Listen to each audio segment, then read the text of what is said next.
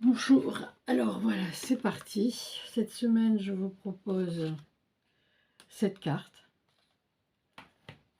C'est une carte chevalet que j'ai refait 4 fois pour diverses raisons. Et c'est là que l'on s'aperçoit que le scrap, c'est synonyme de précision et de concentration. Alors, je vous propose tout ce qu'il va vous falloir pour démarrer ça. Vous avez la base blanche 15-15 et 21-12.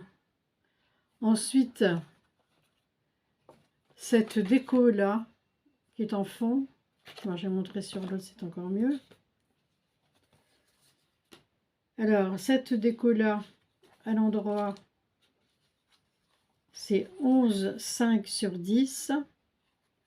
Ici, c'est 11,5 sur 6. Et le bas, donc le bas, là, c'est sur le portant, 14,5 sur 2.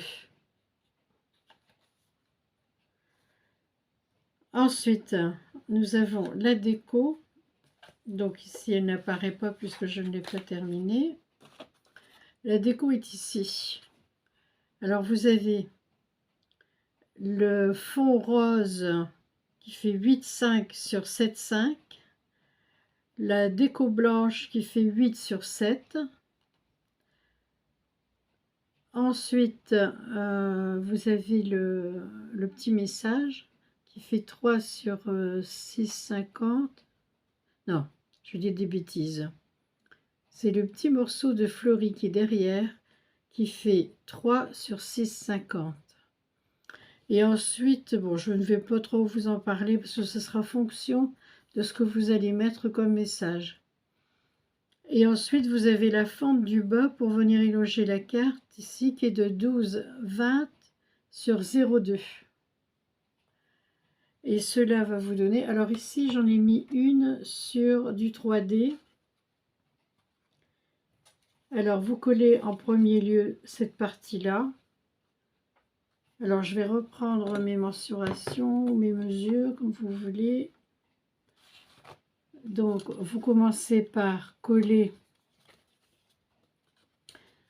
vous coupez donc 21,12, vous le pliez en deux.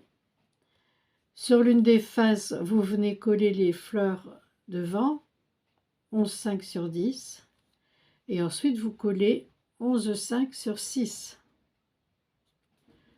On laisse un peu de côté, on reprend le carré de 15-15. Et ici, nous allons coller les feuilles 14,5 sur 4,5. Et ici, le 14,5 par 2. Alors, avant ça, vous aurez pris les mesures à 2, à 5 et à 10. Ensuite, vous allez faire un pli montagne sur le 2, un pli vallée sur le 5 et un pli montagne sur le 10. Ce qui vous donne ceci. Voilà. Ensuite, nous allons préparer cette partie-là. Alors, vous préparez le 8,5 sur 7,5 que vous allez... Enfin, vous faites séparément, ce sera plus simple. Donc, vous faites 8,5 sur 7,5. Vous collez le petit papier blanc, le 8 sur 7. Ensuite, le 3 sur 6,5 derrière. Votre message, j'ai choisi ici de reprendre le rose. Bon, il n'est pas collé ici. J'ai repris le rose en fonction de la place que j'avais. Voilà. Et ensuite, j'ai choisi un papillon. Ça, c'est censé être l'ombre.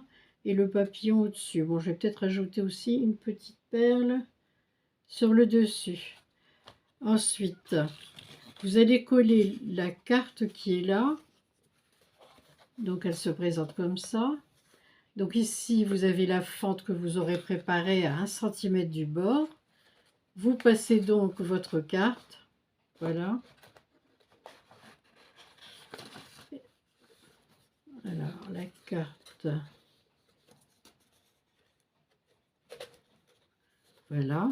Vous pliez votre présentoir et vous positionnez votre carte pour qu'elle ait un équilibre. Donc vous pliez bien les plis de manière à ce que ce soit, voilà. Et lorsque vous voyez que votre carte est bien en équilibre, et bien là c'est bon, et bien vous pouvez coller cette partie blanche sur l'arrière de la carte, du présentoir. Ça fait ça. Donc vous avez passé votre carte dans la fente que vous avez coupée préalablement. Vous prenez cette partie-là de la carte, vous la positionnez de manière à ce que vous voyez que la carte tienne bien. Lorsque vous voyez que c'est équilibré, eh bien vous centrez bien surtout votre carte et vous la collez. Donc vous aurez ceci. Vous voyez, la carte ici est collée et il n'y a aucun problème pour la carte tient bien droite.